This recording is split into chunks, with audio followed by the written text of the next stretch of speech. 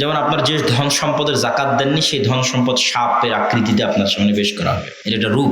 আপনি যদি সূরা বাকারা এবং সূরা আলে ইমরান তেলাওয়াত করে থাকেন তাহলে মেঘের ছায়া হিসেবে সূরা বাকারা এবং সূরা আলে ইমরান কিয়ামতের মাঠে উপস্থিত হবে। তাহলে দুনিয়ার প্রত্যেকটা আমলের একটা রূপ এবং একটা প্রভাব কিয়ামতের মাঠে দেখা যাবে। এগুলো গায়েবের সংবাদ দুনিয়া দিয়ে দেওয়া আছে এবং এগুলো দুনিয়ার সাথে কানেক্টেড। কবর, জান্নাত, জাহান্নাম এগুলো দুনিয়ার সাথে কানেক্টেড হিসেবে থাকবে এবং এক জগতে থাকা অবস্থায় আর এক জগতের কিছু আলামত দেওয়া আছে। প্রত্যেক জগতে থাকা অবস্থা, আমরা এখন এই জগতে আছি, এর পরের জগতের নাম হচ্ছে বারজাখি জগৎ, কবরের জগৎ। তাহলে কবরের জগতের কিছু আলামত এই জগতে দেওয়া আছে। সেটা হচ্ছে প্রতিদিন যে আমরা ঘুমাচ্ছি, এটা হচ্ছে এর পরের যে জগতে যাব তার সাথে কানেক্টেড। এতক্ষণ তো বাস্তব জগতে, কিন্তু যখনই ঘুম চলে যাচ্ছে তখনই বারজাখি জগতে চলে যাচ্ছে। পরেরটা, এর পরের যেটা পার্মানেন্টলি শুরু হবে ওটাতে চলে, আবার সকালবেলা ঘুম থেকে উঠতেছি, আবার ঘুম চলে যাচ্ছে, আবার ঘুম, যতবার ঘুম যাচ্ছে ততবার বারজাখি জগতে যাচ্ছে, আবার ফেরত আসছে। কিন্তু পরেরটা পার্মানেন্টলি বারজাখি জগৎ। ঠিক এবার যখন কবরে চলে গেলেন, তখন কবরে চলে গিয়ে আল্লাহ সুবহানাহু ওয়া তাআলা রাসূল বলতেছে যে কেউ যদি জান্নাতি হয় তাহলে জান্নাতের ঠান্ডা বাতাস সে পাবে, কেউ যদি জাহান্নামী হয় তাহলে জাহান্নামের গরম আবহাওয়া আসবে। তাহলে পরেরটা কি হচ্ছে আগেরটা দিয়ে বোঝা যাচ্ছে। মানে কবরে থেকেই ও বুঝতে পারতেছে এর পরে কি হবে, এখনো শুরু হয়নি, কিন্তু ঠান্ডা বাতাসেই বুঝতে পারতেছে এর পরেরটা জান্নাত এরকম হতে পারে, ধারণা করা যাচ্ছে। যেমন এখানে বসে থেকে ধারণা করা যাচ্ছে ঘুমের জগৎটা কেমন, ওইটাই তো বারজাখি জগৎ। তাহলে এবার যখন বারজাখি জগতে চলে গেছে তখন ওখানে বসে থেকে ধারণা করা যাচ্ছে জান্নাত কেমন হতে পারে, জাহান্নাম কেমন হতে পারে, যেন জাহান্নামের গরম বাতাস কবরে তো আসতেছে। তাহলে এক জগতে থাকা অবস্থায় পরের জগতের চিহ্ন। এই জন্য ঘুমানোর সময় রাসূলুল্লাহ সাল্লাল্লাহু আলাইহি ওয়াসাল্লাম দোয়া শিখিয়ে দিলেন যে আল্লাহুম্মা বিইসমিকা আমুতু, হে আল্লাহ আপনার নামে ঘুমাচ্ছি না, আপনার নামে মৃত্যুবরণ করতেছি, ওয়া আহইয়া, এবং আপনার নামে সকালবেলা আবার মরা থেকে বেঁচে উঠবো। এবং পরের দিন ঘুম থেকে উঠার যে দোয়া, ওখানেও একই জিনিস দেওয়া আছে, আহইয়ানা বা'দামা আমাতানা, হে আল্লাহ মরে গেছিলাম রাতের বেলা, এখন সকালে জিন্দা হয়ে উঠলাম, এই জন্য তোমার শুকরিয়া আদায় করি। এটা বলা নাই যে আল্লাহ ঘুমিয়ে গেছিলাম, ঘুম থেকে ঘুম ভাঙলো না, মারা গেছিলাম, ওটা মৃত্যু। মৃত্যু এরকমই। এবং যদি ঘুমের মধ্যে মারা যায় তাহলে তো ওটাই মৃত্যু পার্মানেন্টলি। কেন ঘুম চলে গেলে রূহ কবজ করে নেয়। আল্লাহ কোরআনের আয়াতে বলছে যে ঘুম চলে গেলে এমনভাবে রূহ কবজ করা হয় যে রূহের সাথে শরীরের একটা কানেকশন থাকে, কিন্তু রূহ কবজ করা হয়ে গেছে। কেন রূহের মূল কাজটাই হচ্ছে দেখা, শোনা, চিন্তা করা। এই কাজগুলো ঘুমের সময় বন্ধ হয়ে যায়। এই জন্য ঘুমের সময় মানুষ পরের জগতে, মানে স্বপ্ন দেখা, ভিন্ন জগতের সাথে কানেকশন, এগুলো সব স্বপ্নের মধ্যে হয়। কেন তখন রূহ উড়ে বেড়াতে পারে, চলতে পারে, আর নাই, এই শরীরের মধ্যে নাই, একটা কানেকশন রক্ষা করে বের হয়ে গেছে। কিন্তু যখনই মারা যাবে তখন ওই কানেকশনটাও কি হয়ে যাবে, শেষ হয়ে যাবে। যদি আল্লাহ কাউকে পার্মানেন্টলি ঘুমের মধ্যেই নিয়ে নিতে চায় তাহলে ওই কানেকশনটাও শেষ। তো আমরা এটা বলতেছি যে এই জিনিসগুলো গায়েবের লজিক, সূত্র, কার্যকরণের পদ্ধতি কোরআন এবং হাদিসে রাসূল সাল্লাল্লাহু আলাইহি ওয়াসাল্লাম বলে দিয়ে গেছে। এগুলোর উপরও যখন ইয়াকিন, যেন আপনি চোখে দেখতে পাচ্ছেন, যেন হচ্ছে, যেন হয়ে গেছে, তাহলে আপনি দুনিয়াতে প্রত্যেক সিদ্ধান্ত গ্রহণে আপনি ভুল করবেন না। এখন দুনিয়ার সিদ্ধান্ত গ্রহণে আমরা সকাল সন্ধ্যা ভুল করি। কি ভুল করি? আমরা সবসময় দেখি কোনটাতে দুনিয়ার লাভ, আর যখন গায়েবের উপর ইয়াকিন থাকবে তখন আপনি দেখবেন কোনটাতে পরকালের লাভ। তাহলেই তো ভুল সিদ্ধান্ত অফ হয়ে গেল। পরকালের লাভ দেখে যখন সিদ্ধান্ত নেবেন তখনই রাইট ট্র্যাকে আছে, সিরাতে মুস্তাকিমে আছে। এটার জন্যই লাগবে ঈমান বিল গায়বে ইয়াকিন।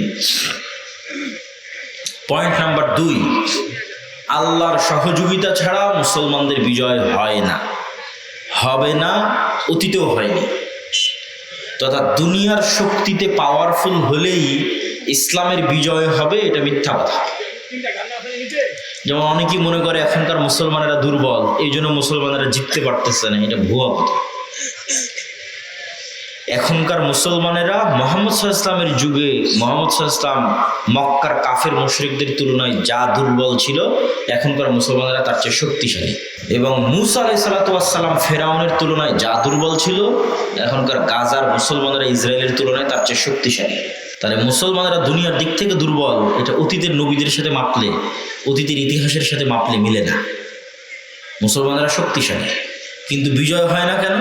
আসলে শক্তি দিয়ে তো বিজয়ই হয় না, এই জন্য হয় না। বিজয় হতে কি লাগে? কি বললাম, কি লাগে? আরো জোরে বলেন, কি লাগে? আল্লাহর সাহায্য লাগে। এখন তাহলে আমাদের সাথে কার সাহায্য নাই? আল্লাহর সাহায্য নাই। আল্লাহর সাহায্য পাওয়ার ক্রাইটেরিয়া আমরা ফিল আপ করতে পারতেছি না। শূন্য স্থান পূরণ, ফাংশন ইউজ করা, গায়েবের লজিক সূত্র, গায়েবের সূত্রে যে আল্লাহর সাহায্য আসবে এটার যে একটা সিস্টেম তৈরি করা আছে, ওই ফাংশনগুলো আমরা ব্যবহার করতেছি না, ফাংশনগুলো ফিল আপ করতেছি না, ফলত এখানে আল্লাহর সাহায্য আসতেছে না, আসবে না। ওগুলো কি? ওই যে নবীদের জীবনী পড়লেই দেখা যাবে সেগুলো কি। কেন নবীদের বিজয় কার সাহায্য ছাড়া হয়নি? আল্লাহর সাহায্য ছাড়া হয়নি।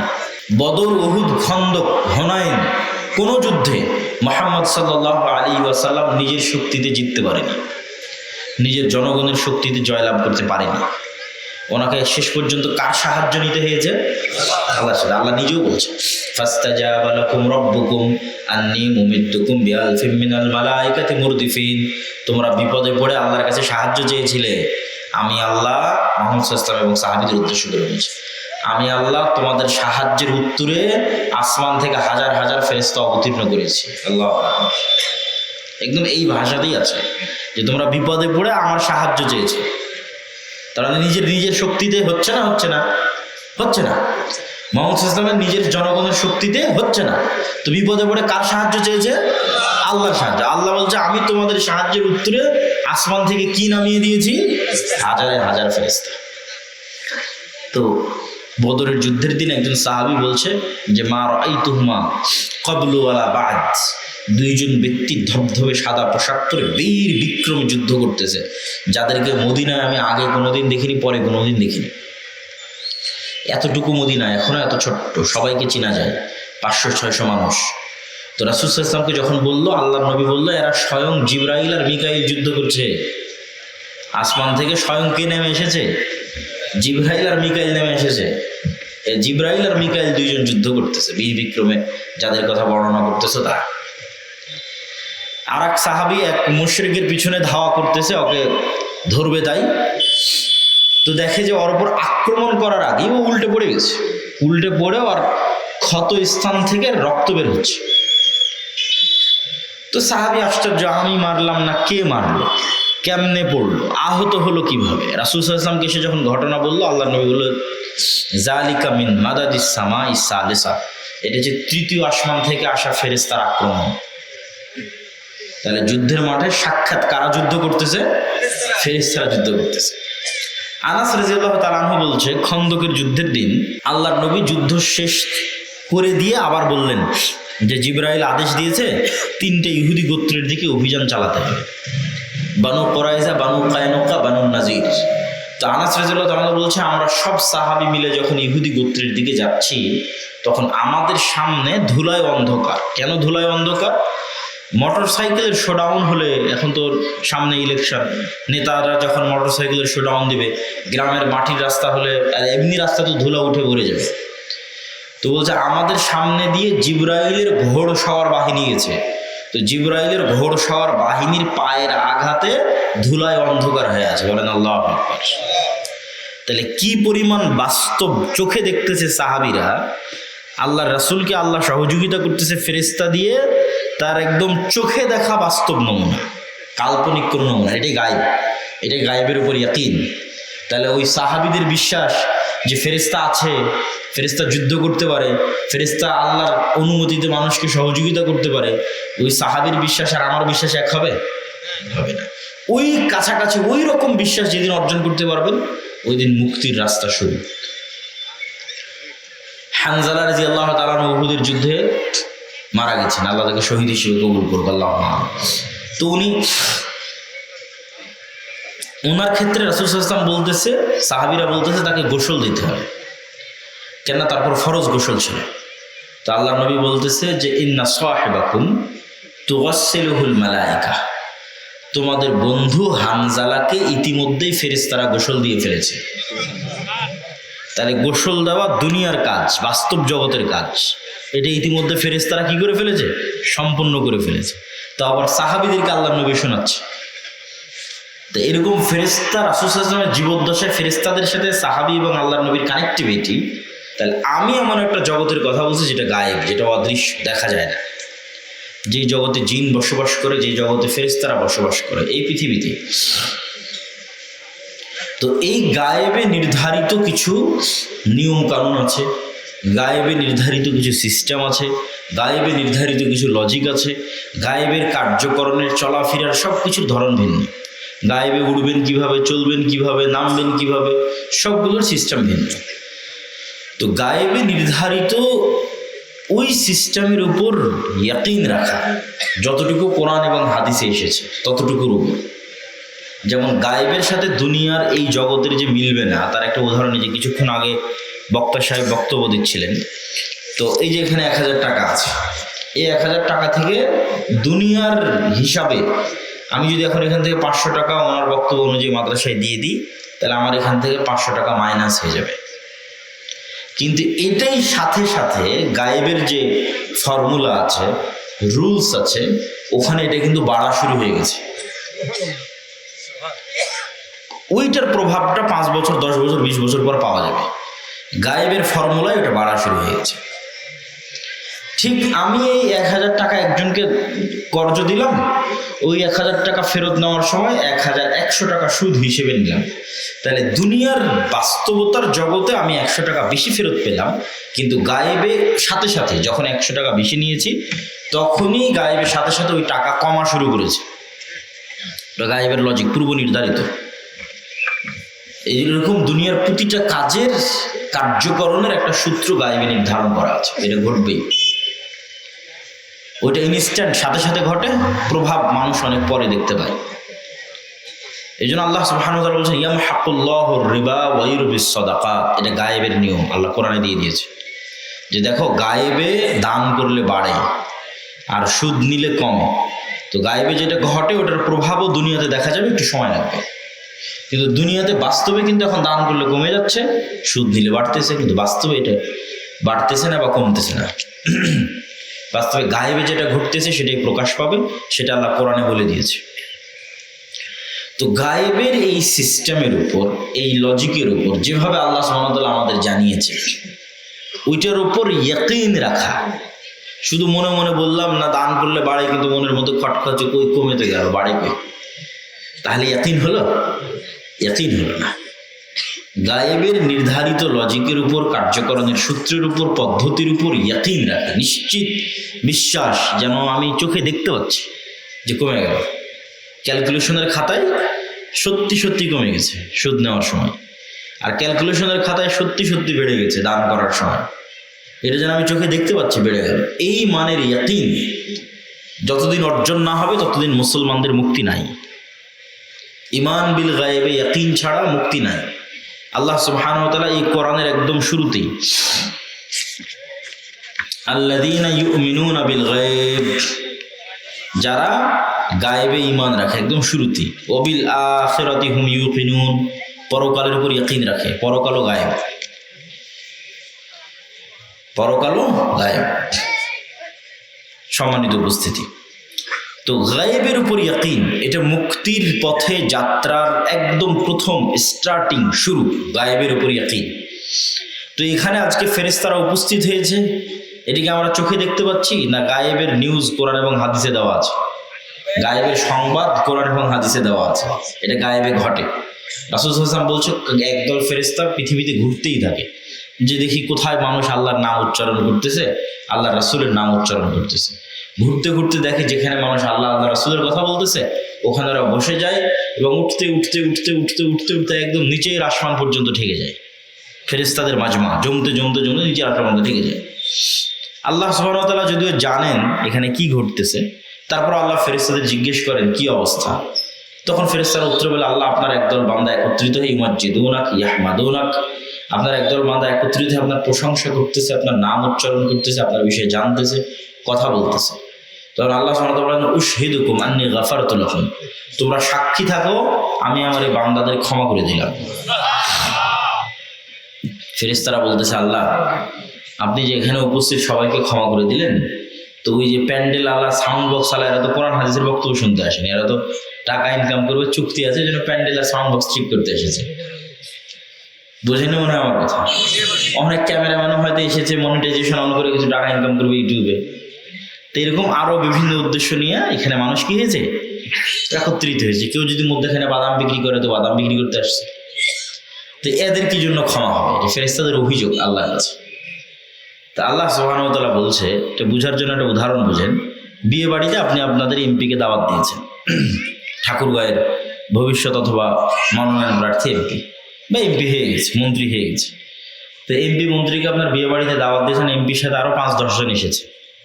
তো এমপির সম্মানে কিন্তু এই 5-10 জনকে আপনি আটকাবেন না, যে এমপির সাথে সাথে যারা আসছে তারাও ঢুকে যাক।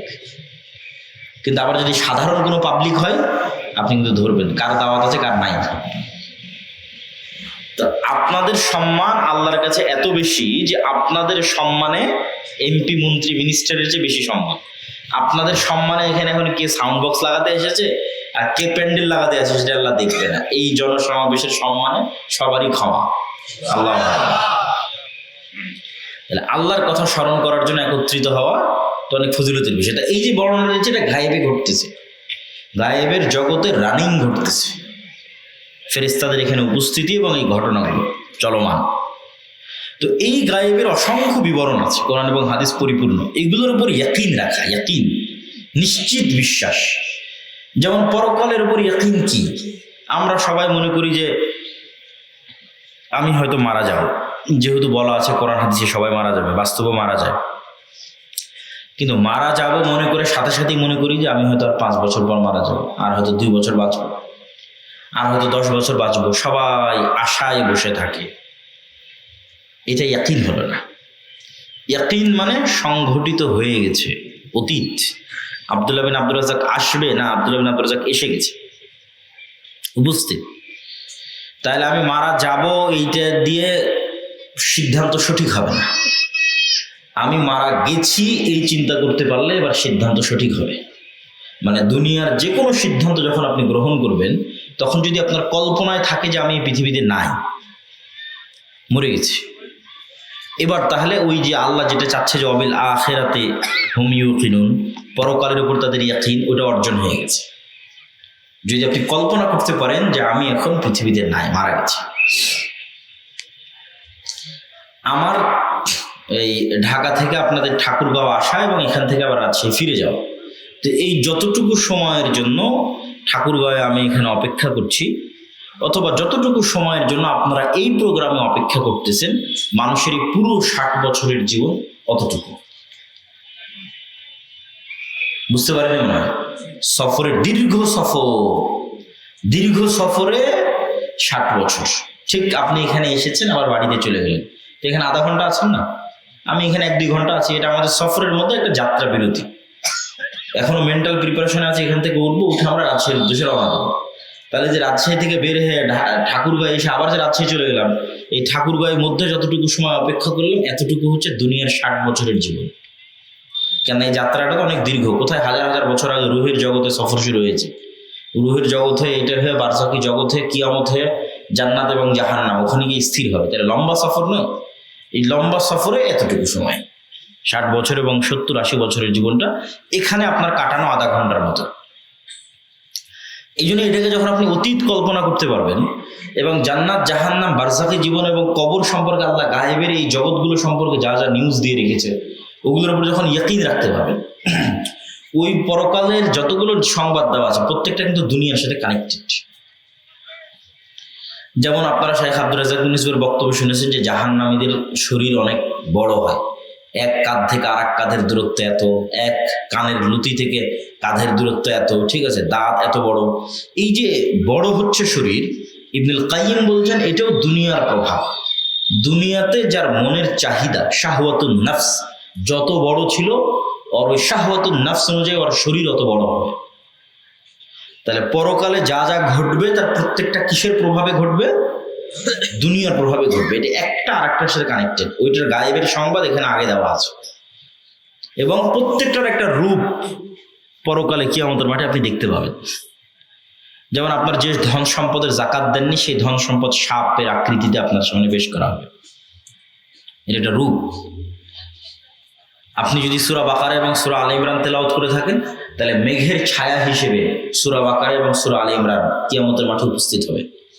তাহলে দুনিয়ার প্রত্যেকটা আমলের একটা রূপ এবং একটা প্রভাব কিয়ামতের মাঠে দেখা যাবে। এগুলো গায়েবের সংবাদ দুনিয়া দিয়ে দেওয়া আছে। এবং এগুলো দুনিয়ার সাথে কানেক্টেড। কবর, জান্নাত, জাহান্নাম এগুলো দুনিয়ার সাথে কানেক্টেড হিসেবে থাকবে। এবং এক জগতে থাকা অবস্থায় আর এক জগতের কিছু আলামত দেওয়া আছে। প্রত্যেক জগতে থাকা অবস্থা, আমরা এখন এই জগতে আছি, এর পরের জগতের নাম হচ্ছে বারজাখী জগৎ, কবরের জগৎ। তাহলে কবরের জগতের কিছু আলামত এই জগতে দেওয়া আছে। সেটা হচ্ছে প্রতিদিন যে আমরা ঘুমাচ্ছি, এটা হচ্ছে এর পরের যে জগতে যাব তার সাথে কানেক্টেড। এতক্ষণ তো বাস্তব জগতে, কিন্তু যখনই ঘুম চলে যাচ্ছে তখনই বারজাখী জগতে চলে যাচ্ছে, পরেরটা। এর পরের যেটা পার্মানেন্টলি শুরু হবে ওটাতে চলে, আবার সকালবেলা ঘুম থেকে উঠতেছি, আবার ঘুম চলে যাচ্ছে, আবার ঘুম, যতবার ঘুম যাচ্ছে ততবার বারজাখী জগতে যাচ্ছে, আবার ফেরত আসছে। পরেরটা পার্মানেন্টলি বারজাখী জগৎ। ঠিক এবার যখন কবরে চলে গেলেন, তখন কবরে চলে গিয়ে আল্লাহ সুবহানাহু ওয়া তাআলা রাসূল বলতেছে যে কেউ যদি জান্নাতি হয় তাহলে জান্নাতের ঠান্ডা বাতাস সে পাবে, কেউ যদি জাহান্নামী হয় তাহলে জাহান্নামের গরম আবহাওয়া আসবে। তাহলে পরেরটা কি হচ্ছে আগেরটাতেই বুঝে যাচ্ছে, মানে কবরে থেকেই ও বুঝতে পারতেছে এর পরে কি হবে, এখনো শুরু হয়নি, কিন্তু ঠান্ডা বাতাসেই বুঝতে পারতেছে এর পরেরটা জান্নাত এরকম হতে পারে, ধারণা করা যাচ্ছে। যেমন এখানে বসে থেকে ধারণা করা যাচ্ছে ঘুমের জগৎটা কেমন, ওইটাই তো বারজাখী জগৎ। তাহলে এবার যখন বারজাখী জগতে চলে গেছে, ওখানে বসে থেকে ধারণা করা যাচ্ছে জান্নাত কেমন হতে পারে, জাহান্নাম কেমন হতে পারে, কারণ জাহান্নামের গরম বাতাস কবরে তো আসতেছে। তাহলে এক জগতে থাকা অবস্থায় পরের জগতের চিহ্ন। এই জন্য ঘুমানোর সময় রাসূলুল্লাহ সাল্লাল্লাহু আলাইহি ওয়াসাল্লাম দোয়া শিখিয়ে দিলেন যে আল্লাহুম্মা বিইসমিকা আমুতু, হে আল্লাহ আপনার নামে ঘুমাচ্ছি না, আপনার নামে মৃত্যুবরণ করতেছি। ওয়া আহইয়া, এবং আপনার নামে সকালবেলা আবার মরা থেকে বেঁচে উঠবো। এবং পরের দিন ঘুম থেকে উঠার যে দোয়া, ওখানেও একই জিনিস দেওয়া আছে, আহইয়ানা বা'দামা আমাতানা, হে আল্লাহ মরে গেছিলাম রাতের বেলা, এখন সকালে জিন্দা হয়ে উঠলাম, এই জন্য তোমার শুকরিয়া আদায় করি। এটা বলা নাই যে আল্লাহ ঘুমিয়ে গেছিলাম, ঘুম থেকে ঘুম ভাঙলো না, মারা গেছিলাম, ওটা মৃত্যু। মৃত্যু এরকমই। এবং যদি ঘুমের মধ্যে মারা যায় তাহলে তো ওটাই মৃত্যু পার্মানেন্টলি, কেন ঘুম চলে গেলে রূহ কবজ করে নেয়। আল্লাহ কোরআনের আয়াতে বলছে যে ঘুম চলে গেলে এমন ভাবে রূহ কবজ করা হয় যে রুহের সাথে শরীরের একটা কানেকশন থাকে, কিন্তু রূহ কবজ করা হয়ে গেছে। কেন রুহের মূল কাজটাই হচ্ছে দেখা, শোনা, চিন্তা করা। এই কাজগুলো ঘুমের সময় বন্ধ হয়ে যায়। এই জন্য ঘুমের সময় মানুষ পরের জগতে, মানে স্বপ্ন দেখা, ভিন্ন জগতের সাথে কানেকশন, এগুলো সব স্বপ্নের মধ্যে হয়। কেন তখন রূহ উড়ে বেড়াতে পারে, চলতে পারে, আর নাই, এই শরীরের মধ্যে নাই, একটা কানেকশন রক্ষা করে বের হয়ে গেছে। কিন্তু যখনই মারা যাবে তখন ওই কানেকশনটাও কি হয়ে যাবে, শেষ হয়ে যাবে। যদি আল্লাহ কাউকে পার্মানেন্টলি ঘুমের মধ্যে নিয়ে নিতে চায় তাহলে ওই কানেকশনটাও শেষ। তো আমরা এটা বলতেছি যে এই জিনিসগুলো গায়েবের লজিক, সূত্র, কার্যকরণের পদ্ধতি কোরআন এবং হাদিসে রাসূল সাল্লাল্লাহু আলাইহি ওয়াসাল্লাম বলে দিয়ে গেছে। এগুলোর উপর যখন ইয়াকিন, যেন আপনি চোখে দেখতে পাচ্ছেন, যেন হচ্ছে, যেন হয়ে গেছে, তাহলে আপনি দুনিয়াতে প্রত্যেক সিদ্ধান্ত গ্রহণে আপনি ভুল করবেন না। এখন দুনিয়ার সিদ্ধান্ত গ্রহণে আমরা সকাল সন্ধ্যা ভুল করি। কি ভুল করি? আমরা সবসময় দেখি কোনটাতে দুনিয়ার লাভ, আর যখন গায়েবের উপর ইয়াকিন থাকবে তখন আপনি দেখবেন কোনটাতে পরকালের লাভ। তাহলে তো ভুল সিদ্ধান্ত অফ হয়ে গেল। পরকালের লাভ দেখে যখন সিদ্ধান্ত নেবেন তখনই রাইট ট্র্যাকে আছেন, সিরাতে মুস্তাকিমে আছেন। এটার জন্যই লাগবে ঈমান বিল গায়বে ইয়াকিন।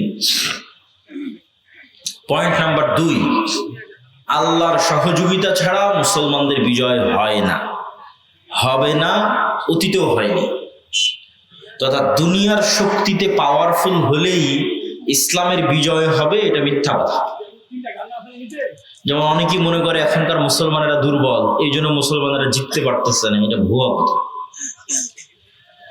এখনকার মুসলমানেরা মুহাম্মদ সাল্লাল্লাহু আলাইহি ওয়াসাল্লামের যুগে, মুহাম্মদ সাল্লাল্লাহু আলাইহি ওয়াসাল্লাম মক্কার কাফের মুশরিকদের তুলনায় যা দুর্বল ছিল, এখনকার মুসলমানেরা তার চেয়ে শক্তিশালী।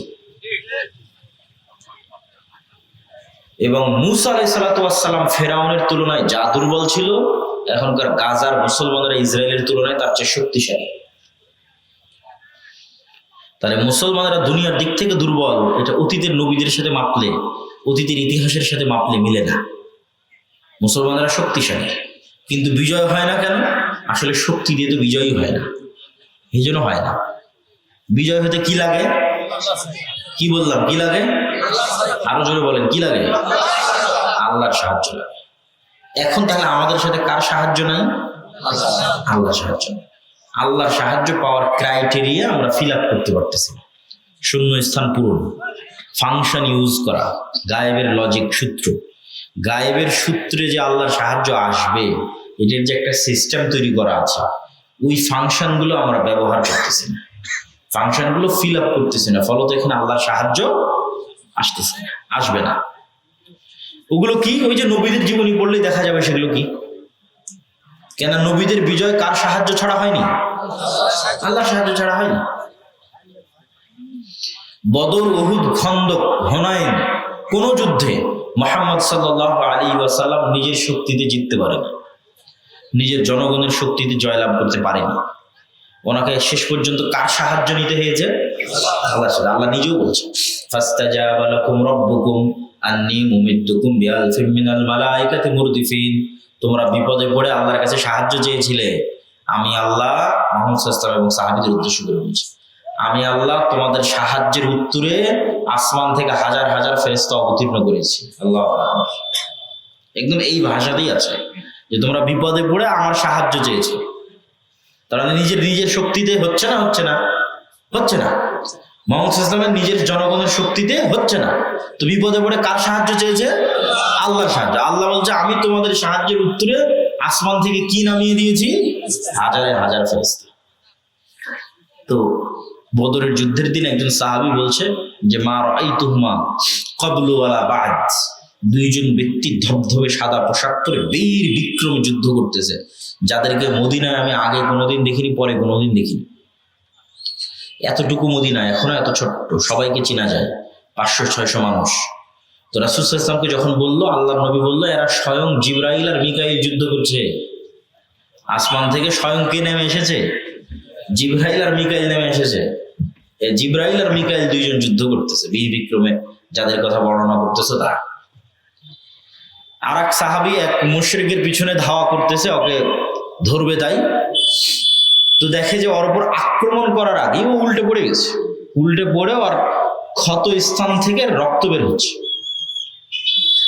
তো সাহাবী আশ্চর্য, আমি মারলাম না, কে মারলো, কেমনে পড়লো, আহত হলো কিভাবে? রাসূল সাল্লাল্লাহু আলাইহি ওয়াসাল্লামকে এসে যখন ঘটনা বললো, আল্লাহর নবী বলল, যালিকা মিন মাদাদিস সামাইস সালিসা, এটা যে তৃতীয় আসমান থেকে আসা ফেরেশতার আক্রমণ। তাহলে যুদ্ধের মাঠে সাক্ষাৎ কারা যুদ্ধ করতেছে? ফেরেশতারা যুদ্ধ করতেছে। আনাস রাদিয়াল্লাহু তাআলা আনহু বলছে, খন্দকের যুদ্ধের দিন আল্লাহর নবী যুদ্ধ শেষ করে দিয়ে আবার বললেন যে জিবরাইল আদেশ দিয়েছে 3টে ইহুদি গোত্রের দিকে অভিযান চালাতে হবে, বানু কুরাইজা, বানু কায়নুকা, বানু নাজির। তো আনাস রাদিয়াল্লাহু তাআলা বলছে, আমরা সব সাহাবী মিলে যখন ইহুদি গোত্রের দিকে যাচ্ছি, তখন আমাদের সামনে ধুলায় অন্ধকার। কেন ধুলায় অন্ধকার? মোটর সাইকেলের শোডাউন হলে, এখন তো সামনে ইলেকশন, নেতারা যখন মোটর সাইকেলের শোডাউন দিবে, গ্রামের মাটির রাস্তা হলে আর এমনি রাস্তা তো ধুলা উঠে ভরে যাবে। তো বলছে আমাদের সামনে দিয়ে জিবরাইলের ঘোড়সওয়ার বাহিনী গেছে, তো জিবরাইলের ঘোড়সওয়ার বাহিনীর পায়ের আঘাতে ধুলায় অন্ধকার হয়ে আছে। বলেন আল্লাহু আকবার। তাহলে কি পরিমাণ বাস্তব চোখে দেখতেছে সাহাবীরা, আল্লাহর রাসূলকে আল্লাহ সহযোগিতা করতেছে ফেরেশতা দিয়ে, তার একদম চোখে দেখা বাস্তব নমুনা, কাল্পনিক কোন নমুনা। এটাই গায়েব, এটাই গায়েবের উপর ইয়াকিন। তাহলে ওই সাহাবীদের বিশ্বাস যে ফেরেশতা আছে, ফেরেশতা যুদ্ধ করতে পারে, ফেরেশতা আল্লাহর অনুমতিতে মানুষকে সহযোগিতা করতে পারে, ওই সাহাবীর বিশ্বাস আর আমার বিশ্বাস এক হবে? হবে না। ওই কাছাকাছি ওই রকম বিশ্বাস যেদিন অর্জন করতে পারবেন, ওই দিন মুক্তির রাস্তা শুরু। হানজালা রাদিয়াল্লাহু তাআলা উহুদের যুদ্ধে মারা গেছেন, আল্লাহ তাকে শহীদ হিসেবে কবুল করবে, আল্লাহুম্মা। তো উনি, ওনার ক্ষেত্রে রাসূল সাল্লাল্লাহু আলাইহি ওয়াসাল্লাম বলতেছে, সাহাবীরা বলতেছে তাকে গোসল দিতে হবে, কেন তারপর ফরজ গোসল ছিল। তো আল্লাহর নবী বলতেছে যে ইন্না সাহিবাকুম তুগাসসিলুহুল মালায়েকা, তোমাদের বন্ধু হানজালাকে ইতিমধ্যেই ফেরেশতারা গোসল দিয়ে ফেলেছে। তাহলে গোসল দেওয়া দুনিয়ার কাজ, বাস্তব জগতের কাজ, এটা ইতিমধ্যে ফেরেশতারা কি করে ফেলেছে? সম্পূর্ণ করে ফেলেছে। তো আবার সাহাবীদেরকে আল্লাহর নবী শোনাচ্ছে। তো এরকম ফেরেশতা, রাসূল সাল্লাল্লাহু আলাইহি ওয়াসাল্লামের জীবদ্দশায় ফেরেশতাদের সাথে সাহাবী এবং আল্লাহর নবীর কানেক্টিভিটি, ইন্টারাকশন, অসংখ্য বর্ণনা, আমি বহু বক্তব্য পূর্ণ আলোচনা করেছি। পূর্ণ না পেলেও আল্লাহর পথে যাত্রা বইটা আজকে যদি 2-1 কপি থাকে, আমাদের স্টেজে অথবা গাড়িতে, তাহলে ওই বইয়ের মধ্যে এই যা আলোচনা আজকে করবো তার সব আলোচনা আছে। তাহলে আমরা 2 নম্বর পয়েন্টে আছি, আল্লাহর সাহায্য ছাড়া নবীদেরও বিজয় হয়নি। আমি আপনি কে? নবীরাই আল্লাহর সাহায্য ছাড়া জিততে পারেনি। হুনাইনের যুদ্ধের দিন আল্লাহর নবী কাফের মুশরিকদের চেয়ে শক্তিশালী, দুটো কারণে। এক, ওই দিন মুজাহিদ সাহাবীর সংখ্যা 12,000। আল্লাহর নবী তার জীবনে এত মানুষ তার পক্ষে দাঁড়িয়ে যুদ্ধ করছে এটা দেখেনি। কেন? বদরে দেখেছে মাত্র 300 জন, উহুদে দেখেছে মাত্র 700 জন, 300 জন আবার মুনাফিকি করে চলে গেছে। খন্দকে তো আরো করুণ অবস্থা, সেখানে 12,000 সাহাবীরাও কোনোদিন দেখেনি যে তাদের পক্ষে 12,000 মানুষ দাঁড়িয়েছে। এটা একটা। 2, অল্প কয়েকদিন আগে তারা মক্কা বিজয় করে এসেছে।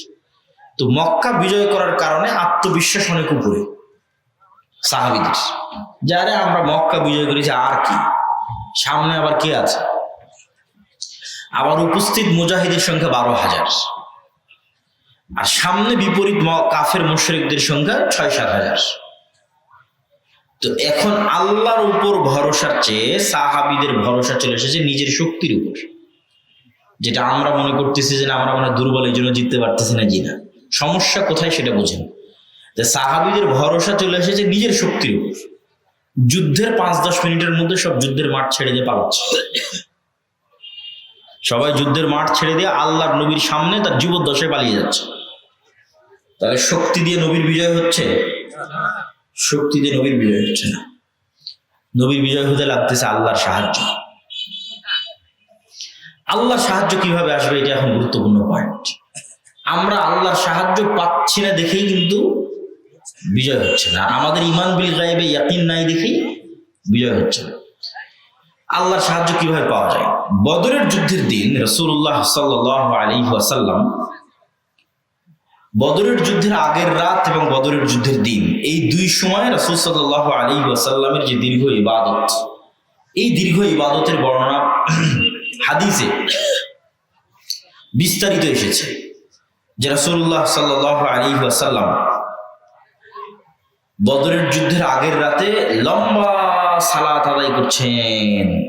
বদরের যুদ্ধের দিন তাবুতে খিমায় হাত উঠিয়ে দোয়া করতে করতে করতে করতে তার গায়ের চাদর পর্যন্ত পড়ে গেছে। তো আল্লাহর নবীর লম্বা সালাত এবং লম্বা দোয়া দেখে আবু বকর রাদিয়াল্লাহু তাআলা অনেক ক্লান্ত হয়ে গেছে। যে কাফাকা মুনাশাদাতাকা রাব্বাক, আরে আপনি তো নবী, নবীর আবার এত সালাত আদায় করা লাগে সাহায্য নেওয়ার জন্য, তা আল্লাহ এমনি সাহায্য করবে। নবীর আবার এত দোয়া করা লাগে আল্লাহর সাহায্য নেওয়ার জন্য, আল্লাহ তো এমনি সাহায্য করবে। কিন্তু ঘটনা হচ্ছে যে মুহাম্মদ সাল্লাল্লাহু আলাইহি ওয়াসাল্লাম আবু বকরের চেয়ে ভালো জানেন, আমার এবং আপনার চেয়ে ভালো জানেন, এক, আল্লাহর সাহায্য ছাড়া উনি বদরের দিন জিততে পারবে না। খুব ভালো করে জানেন যে কার সাহায্য ছাড়া জিততে পারবে না। 2, এটাও উনি খুব ভালো করে জানেন যে আল্লাহর সাহায্য আসমান থেকে দুনিয়াতে নামিয়ে আনতে হলে, টেনে নামাতে হলে আমি মুহাম্মদ আমাকে রাতের সালাতে দাঁড়াতে হবে। খুব ভালো করে জানেন। ফাতাহাজ্জাত বিহি নাফিলাতান লাক আসা আন ইয়াবআসাকা রাব্বুকা মাকামান মাহমুদা। খুব ভালো করে জানেন উনি রাতের সালাতে আমাকে দাঁড়াতে হবে। তাহলে আমাদের জন্য শিক্ষা কি? পৃথিবীর সর্বশ্রেষ্ঠ নবী আল্লাহর সাহায্য পাওয়ার জন্য রাতের সালাতে তাকে দাঁড়াতে হচ্ছে, লম্বা রাতের সালাত। আর আমরা মুসলমানেরা 5 ওয়াক্ত সালাত আদায় না করেই শুধু তাকবীর দিয়ে, সম্মেলন করে, মিছিল মিটিং করে আর ভোট দিয়ে ইসলামকে বিজয় করে ফেলব, হবে না। কেন? এগুলোতে কার সাহায্য নাই? আল্লাহর সাহায্য নাই।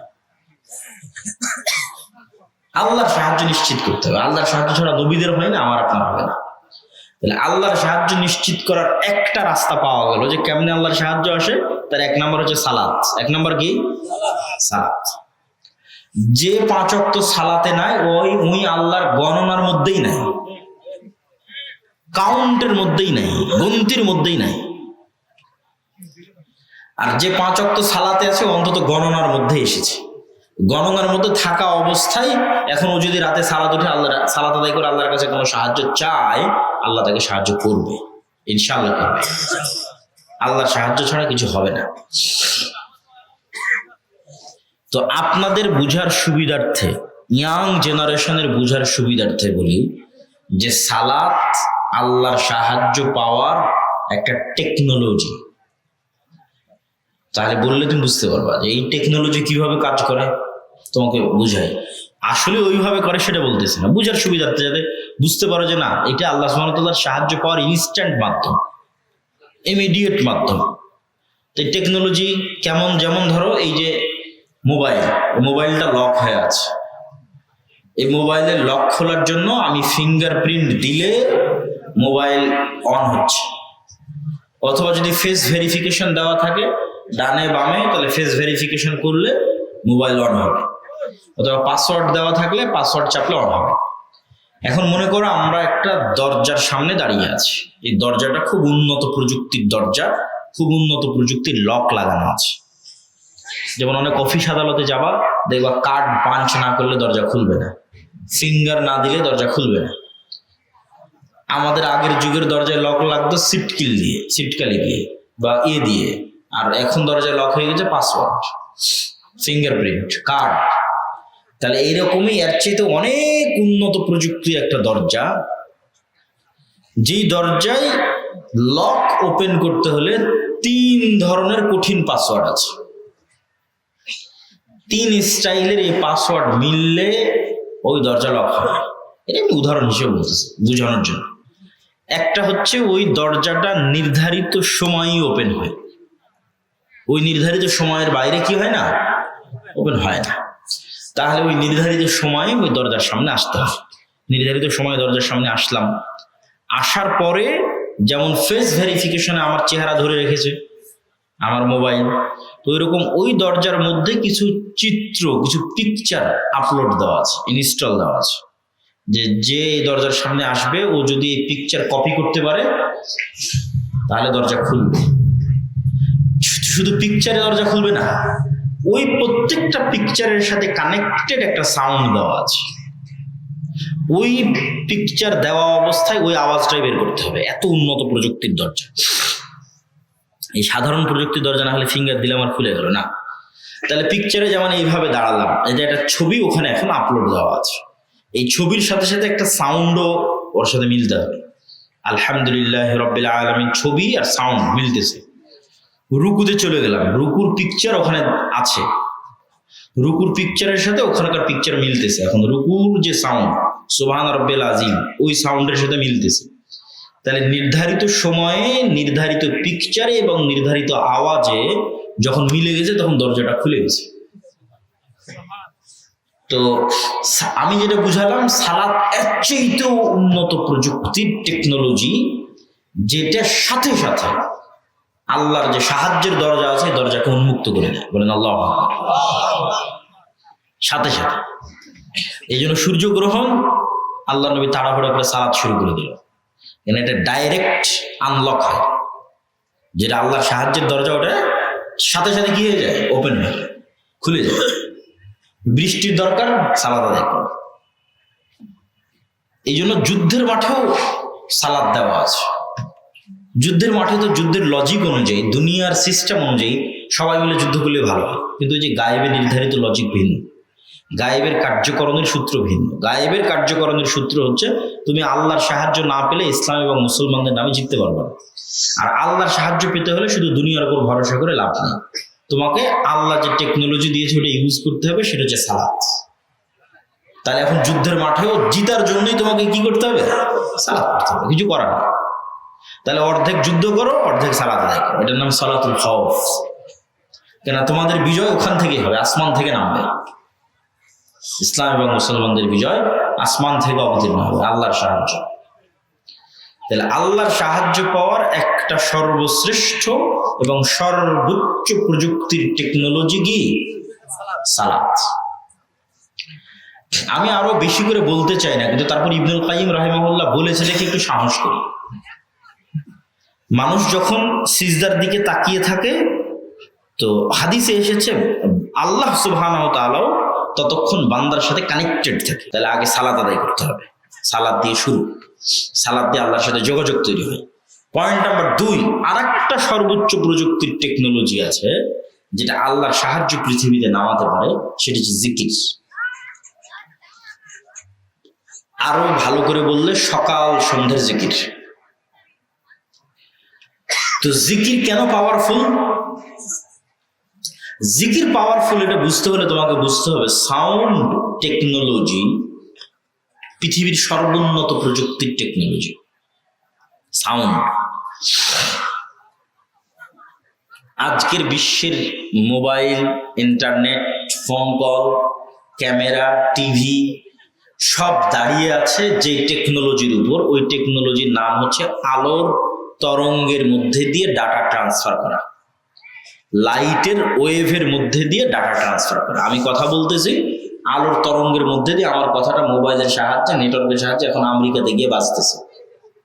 এই যে আলোর তরঙ্গ আমরা ইউজ করতেছি মানুষেরা, এটা আগে থেকেই ছিল, আমরা জানতাম না, এখন আমরা জানতে পেরেছি যে ওটা ব্যবহার করতেছি। এইটার উপর আমাদের পুরো সভ্যতাটা, এখনকার সভ্যতাটা দাঁড়িয়ে আছে। ইন্টারনেট দাঁড়িয়ে আছে, মোবাইল, ক্যামেরা, টিভি সব দাঁড়িয়ে আছে এটার উপর, যে আলোর তরঙ্গ ব্যবহার করে ডাটা ট্রান্সফার হয়।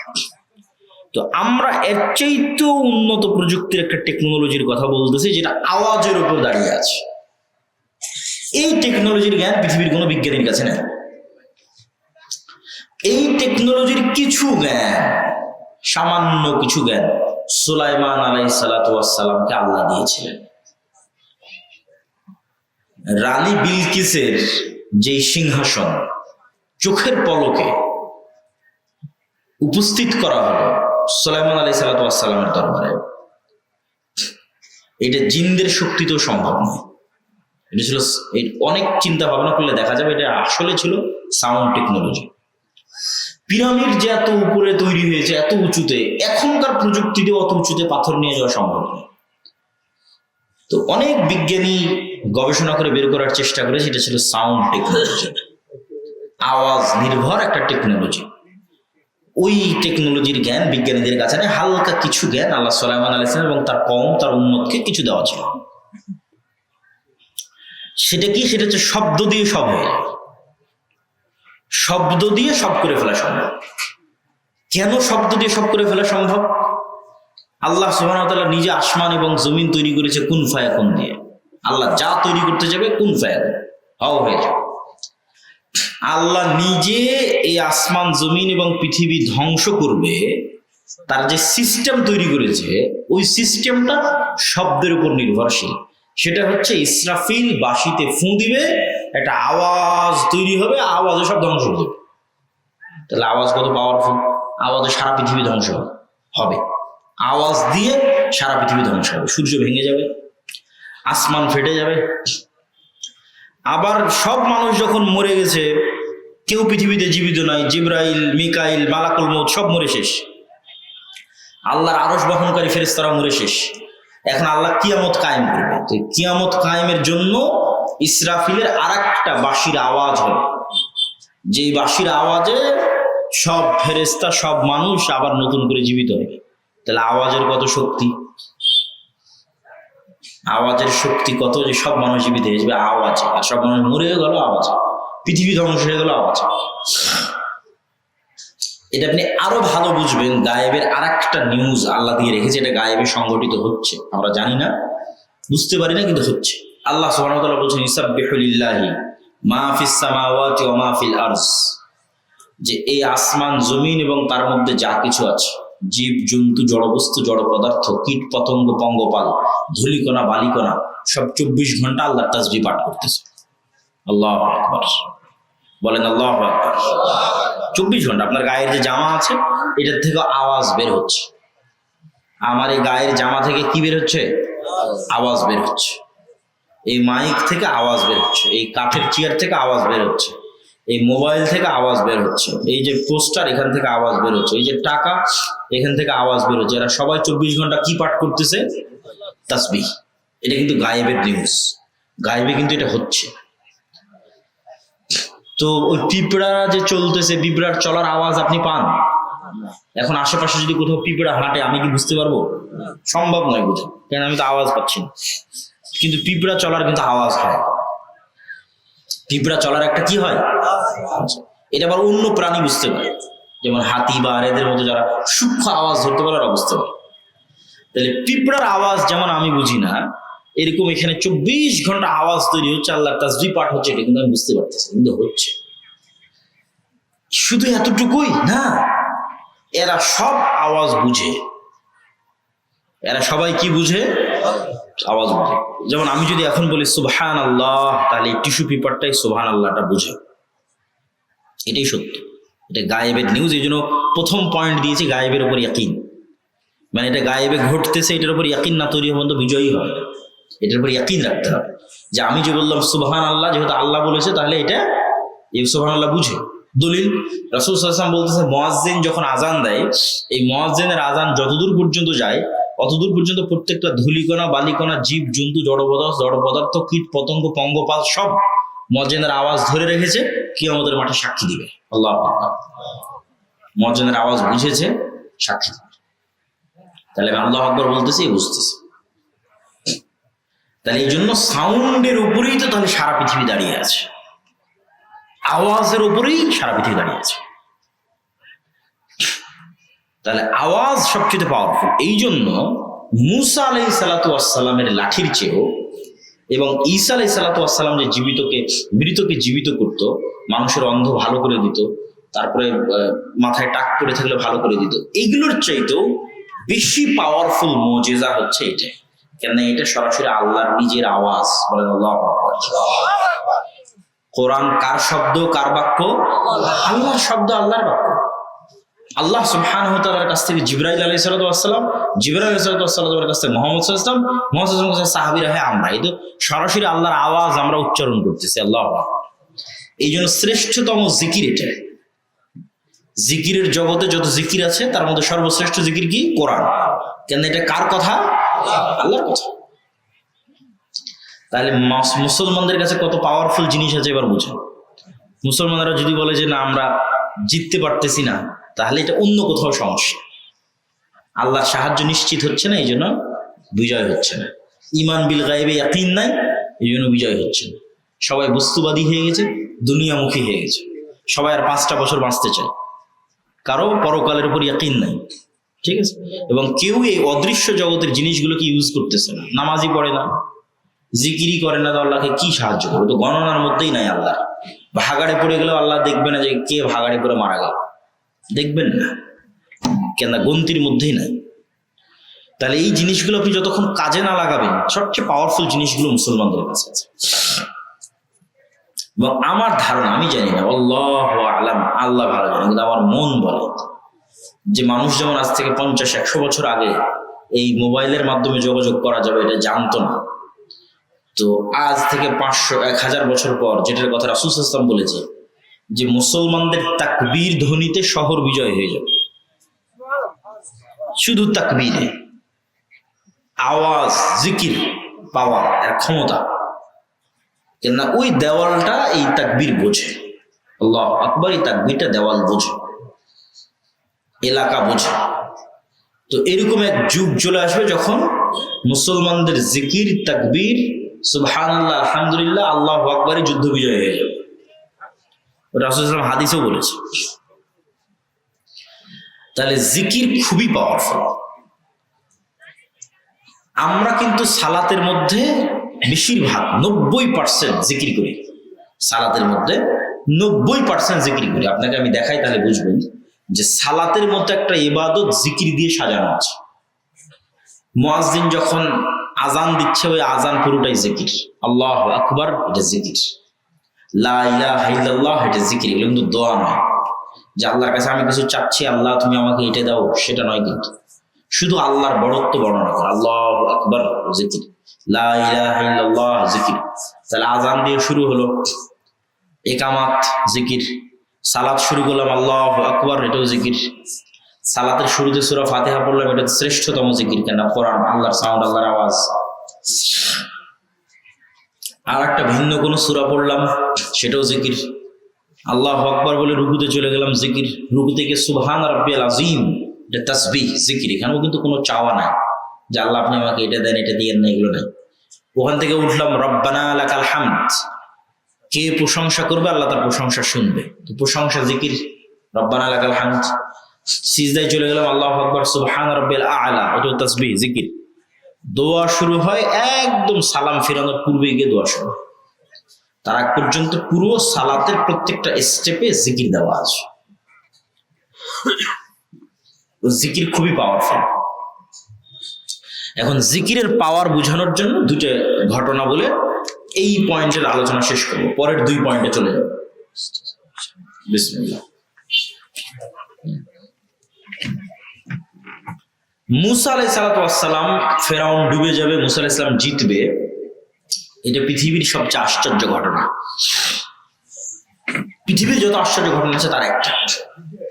তো আল্লাহ মুসা আলাইহিস সালামকে লাঠি দিলেন, লাঠি ছাড়লে সাপ হয়। আল্লাহ সুবহানাহু ওয়া তাআলা বললেন, বগল থেকে হাত বের করো, হাত জলজল করো। জিহ্বায় তোতলামি ছিল, ভালো করে দিলেন, ভাইকে সাথে দিলেন, দিয়ে আল্লাহ বলছেন, ওয়ালা তানিয়া ফি যিকরি, মুসা তোমাকে এগুলো সব দিলাম, এগুলো সব অ্যাক্টিভেট থাকবে যদি জিকির অব্যাহত থাকে, আর জিকির বাদ দিয়ে দিলে এগুলো কিন্তু সব ডিঅ্যাক্টিভেট হয়ে যাবে। এখন কল্পনা করেন, এটা ঘটেনি, আমি আপনাকে গুরুত্ব বোঝানোর জন্য কল্পনা করতে বলছি। কল্পনা করেন মুসা আলাইহিস সালাম 1 সপ্তাহ থেকে আর নামাজ পড়ে না, 1 সপ্তাহ থেকে আর জিকির করে না। আল্লাহ 7 দিনের দিন এখন মুসা আলাইহিস সালাম লাঠি মারে আর সাপ হয় না, লাঠি দিয়ে সমুদ্রে বাড়ি মারে আর রাস্তা হয় না, লাঠি দিয়ে পাথরে আঘাত করে আর ঝর্ণা তৈরি হয় না। এখানে এগুলো সব কি হয়ে গেছে? ডিঅ্যাক্টিভেট হয়ে গেছে।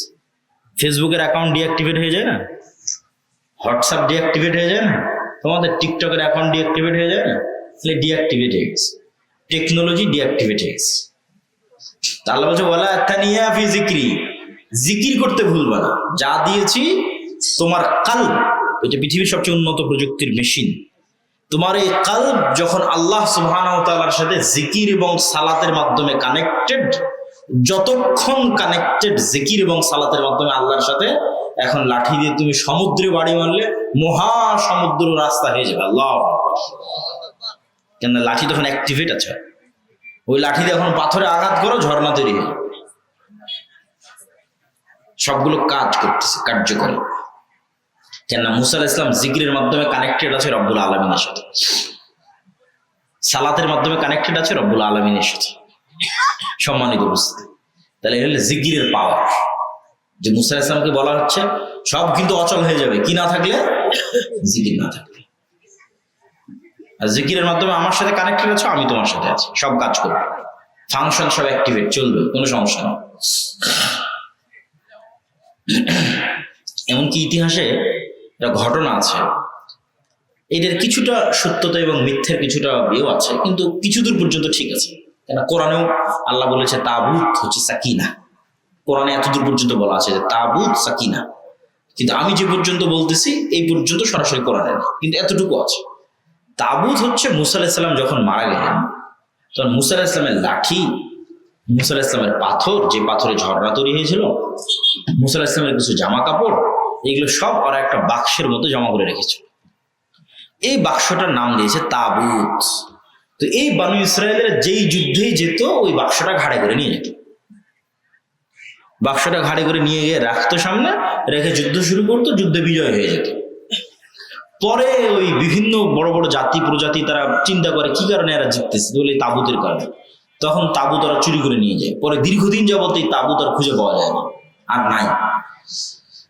তো ইহুদিদের ধারণা যে তাবুত আমাদের যে মসজিদে আকসা, এই যে মসজিদে আকসার যে ডোম অফ দ্য রক, সবুজ গম্বুজ, এই সবুজ গম্বুজের নিচে যে বিশাল পাথর, যেটা মনে করা হয় যে পৃথিবী শুরুর প্রথম পাথর, ওই পাথরের নিচে অথবা মসজিদে আকসার নিচে কোথাও এই তাবুত আছে।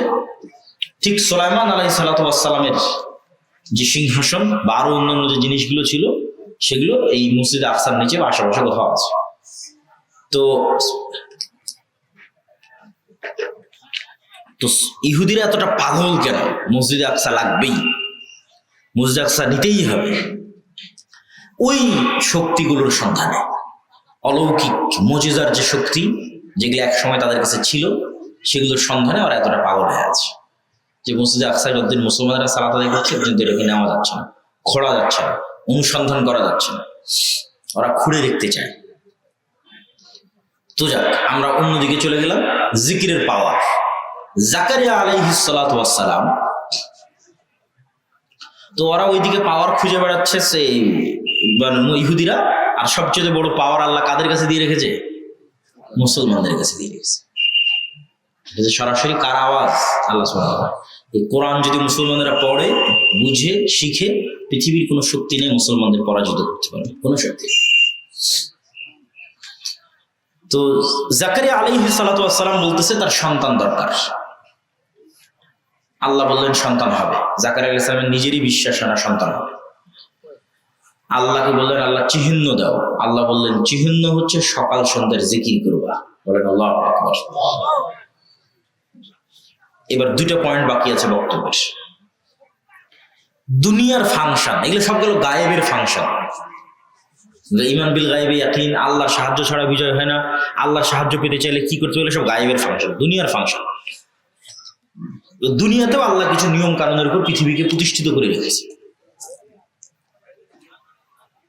যেমন দুনিয়াতে আগুন মানুষকে জ্বালিয়ে দেয়। তো আগুনের মধ্যে জ্বালানোর শক্তি কে দিয়েছে?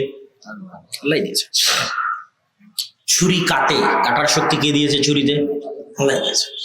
এখন ছুরিকে যদি আল্লাহর নবীর চাচা হামজার গলাতেও ধরা হয়, কাটবে। হামজা মরে গেছে, তীরের আঘাত খেয়েছে, মরে গেছে। কত সাহাবী আল্লাহর নবীর জীবদ্দশায় শহীদ হয়ে গেছে। ছুরি তো আর গিয়ে বললো না, তরবারিতে গিয়ে বললো না এটা তো হামজার গলা, আমি আর কাটবো না, এটা আল্লাহ নবীর অমুক সাহাবীর শরীর, আমি আর ঢুকবো না। হ্যাঁ, আল্লাহ যেই নিয়মের উপর পৃথিবী তৈরি করে রেখেছে, এই নিয়ম যে ইউজ করবে তার জন্যই কাজ করবে। মোবাইল যারা তৈরি করেছে, একটা অপশনে চাপ দিলে ফ্ল্যাশ লাইট জ্বলতেছে। মুসলমানও যদি চাপ দেয় জ্বলবে, হিন্দুও যদি চাপ দেয় জ্বলবে। ওই রকম ফাংশন পৃথিবীকে আল্লাহ কিছু ফাংশনের উপর ডেভেলপ করেছে। এতে কোনো সমস্যা নেই। মেয়ের বাবা রাজি থাকলেই হলো। কিন্তু মেয়ের বাবা যদি রাজি না থাকে, তাহলে বিয়ে হওয়ার আর কোনো রাস্তা দুনিয়াতে নাই। তাহলে এখন কি? এখন হচ্ছে অনুরোধ, মানুষকে দিয়ে বুঝানো, মেয়ের বাবাকে বুঝানো। সেক্ষেত্রে আমরা এতটুকু বলতে পারি যে বিবাহের ক্ষেত্রে অমুককেই বিয়ে করতে হবে এরকম চিন্তা চেতনা করাও ঠিক নয়। অমুককেই আমাকে পেতে হবে এরকম চিন্তা চেতনাও ঠিক নয়। আবার মেয়ের বাবারা যদি এরকম মনে করে না অমুকের সাথে বিয়েই দিব না, এটাও ঠিক নয়। আসলে আল্লাহর কাছে চাওয়া উচিত যে আল্লাহ তুমি আমার বিয়েকে সহজ করো এবং যেখানে কল্যাণ আছে সেখানে আমার বিবাহের ব্যবস্থা করে দাও। কেন কল্যাণ কোথায় আছে তুমি জানো। তুমি যেটা মনে করতেছো কল্যাণ, ওটা অকল্যাণ হয়ে যাবে। আবার যেটা মনে করছো অকল্যাণ, সেটা কল্যাণ হয়ে যাবে। এই জন্য সাহায্য চাইতে হবে কার কাছে? আল্লাহ সুবহানাহু ওয়া তাআলার কাছে। কেন বিয়ে জিনিসটা শুধু আবেগের বিষয় নয়, বিয়ে অনেক বড় একটা বিষয়। এর সাথে সন্তান সন্ততির ভাগ্য জড়িত আছে, মৃত্যু পর্যন্ত সংসার চালানোর বিষয় আছে, অনেক কিছু আছে। তো মেয়েকে চিনবা কিভাবে যে মেয়ে ভালো কিনা? মেয়ে ভালো কিনা এটা জানার উপায় হচ্ছে মেয়ের খালা, মেয়ের মা, মেয়ের ফুফু, মেয়ের নানি, তাদের পরিবার পরিজন কেমন, তাদের সংসার কেমন যাচ্ছে। তাদের পরিবার পরিজন এবং তাদের সংসার যদি ভালো যায়, তাতে মেয়ে স্কুল কলেজে পড়লেও সমস্যা নেই, আশা করা যায় ভালো হবে। আর মেয়ের পরিবারে যদি সমস্যা থাকে, এখন মেয়ে মহিলা মাদ্রাসায় পড়ে খুব ভালো পর্দা করে, তাহলে ওটা ধোঁকা হতে পারে, ধোঁকায় পড়ে যেতে পারে। এই জন্য শুধু বাহ্যিক দেখে সিদ্ধান্ত নেওয়া যাবে না, পরিবার দেখতে হবে, আল্লাহর কাছে সাহায্য চাইতে হবে। আর ছেলে ভালো কোনটা এটা কেমনি বুঝবেন? যদি শুধু ছেলে টাকা আর সরকারি চাকরি দেখেন তাহলেই যে ভালো হবে এটা কিন্তু নয়। ঠিক আছে, অনেক টাকা সরকারি চাকরি, সেখানে গিয়েও আপনার মেয়ে অশান্তি থাকতে পারে। তাহলে দেখতে হবে কি ছেলের পার্সোনালিটি, ব্যক্তিত্ব, দায়িত্ব নেওয়ার মানসিকতা আছে কিনা, দায়িত্ব পালনের চিন্তা চেতনা আছে কিনা। এবং যুবককেও চিন্তা করতে হবে সে দায়িত্বশীল কিনা। খালি বললাম বিয়ে করে নিব, পড়ে না, টাকা পয়সা ইনকাম করে না, জ্ঞান অর্জন করে না, তাহলে কি হবে? ও শুধু আর একজনের জন্য বোঝা হয়, তার স্ত্রীর হক দিতে পারবে না, তার জন্য বোঝা, নিজের সমাজের জন্য বোঝা। তাহলে একটা মানুষের হক পালন করতে চাইলে ওটার যোগ্য হতে হবে। তো যোগ্যতা নির্ভর করতেছে ব্যক্তিত্বের উপর, পার্সোনালিটির উপর, যে সে দায়িত্ব নিতে চায় কিনা, না দায়িত্ব নিতে চায় না, দায়িত্ব নিতে পারদর্শী কিনা। পুরুষ সবসময় দায়িত্বশীল হতে হবে। আমরা বৈঠক শেষে দোয়া করি সুবহানাকা, বলো আমার সাথে, সুবহানাকা আল্লাহুম্মা ওয়া বিহামদিকা আশহাদু আল্লা ইলাহা ইল্লা আনতা আস্তাগফিরুকা ওয়া আতুবু ইলাইক। আসসালামু আলাইকুম। আসসালামু আলাইকুম। এটা কি দ্বিতীয় পার্ট আসছে কি ফাতোয়া সিরিজটা?